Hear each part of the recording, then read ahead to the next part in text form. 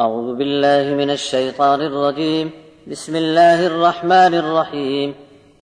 ولقد بوأنا بني إسرائيل مبوأ صدق ورزقناهم من الطيبات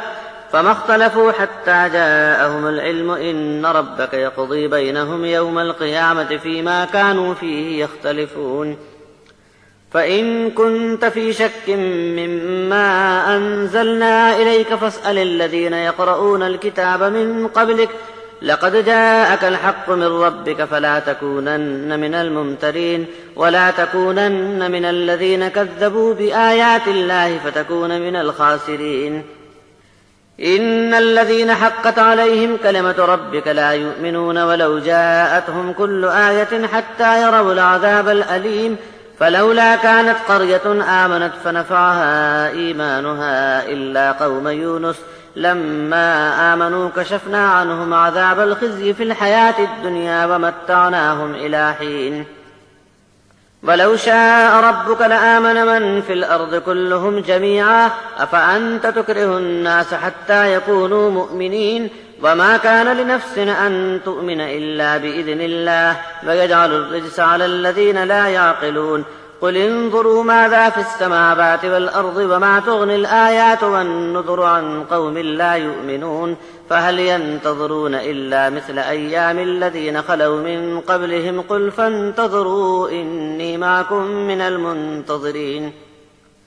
ثم ننجي رسلنا والذين آمنوا كذلك حقا علينا ننجي المؤمنين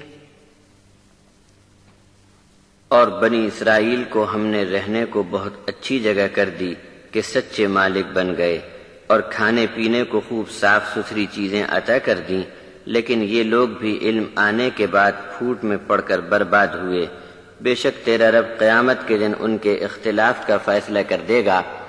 بس اگر یہ بات ہو کہ تم کو بھی یہ لوگ شک میں ڈالنے کی کوشش کریں اس چیز کے بارے میں جو ہم نے تم پر نازل کی ہے، تو پوچھ لو ان کو جو تم سے پہلے آسمانی کتاب پڑھتے آ رہے ہیں، یہ حق بات ہے جو تمہارے رب کی طرف سے تمہارے پاس آ چکی، بس اب تم بھی ان کا پیچھا چھوڑ دو جو حق بات کو مان لینے کے بجائے ہیرا پھیری کر کے شک و شبہ کا ماحول بناتے ہیں۔ جو لوگ ہماری نشانیوں کو جھٹلاتے ہیں ان کے ساتھ مت رہو، ورنہ تم بھی نقصان اٹھانے والوں میں ہو جاؤ گے۔ جن لوگوں پر تمہارے رب کے عذاب کا قول ثابت ہو چکا ہے وہ ایمان میں نہیں آئیں گے۔ اگر تمام کی تمام نشانیاں بھی یہ دیکھ لیں تب بھی ایمان نہیں لائیں گے، یہاں تک کہ دردناک عذاب ان پر ٹوٹ پڑے گا۔ عذاب کو دیکھ کر ایمان لانے سے کسی بھی بستی کو اس کا ایمان نفع نہ دے سکا سوائے یونس کی قوم کے۔ لوگ جب ایمان لائے تو ہم نے دنیا کی زندگی میں ذلت کا عذاب کچھ وقت کے لیے ٹال دیا اور ایک وقت تک ان کو کام چلانے کا موقع دیا۔ اگر آپ کا رب چاہے تو زمین میں جتنے ہیں سب کو ایمان لانا پڑے، تو کیا تم اب لوگوں کو مجبور کرو گے کہ وہ ایمان لے ہی آئیں؟